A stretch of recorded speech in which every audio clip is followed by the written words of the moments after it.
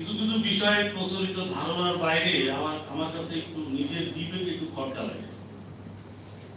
যেমন বলি যে ভাই আমি তো একটু অসুস্থ, আপনি আমার জন্য দোয়া করবেন। আপনি কিন্তু বলেন ঠিক আছে ভাই আপনি দোয়া করবেন, আপনার জন্য আমি দোয়া করব। আপনি কিন্তু আসলে একটা মিথ্যাচার, এটা অপ্রিয় সত্য মনে হচ্ছে। বাস্তবতা আছে আপনি কিন্তু আমার কাছে প্রমিস করলেন আমি অসুস্থ মানুষ, আপনার কাছে আমি দোয়া প্রার্থনা করব। আপনি কিন্তু আমাকে বললেন তো ভাই আমি আপনার জন্য দোয়া করব। বাস্তবতা হচ্ছে আপনি আপনার কাজে ব্যস্ত হয়ে যাওয়ার পরে আমাকে আর মনেও রাখবেন না।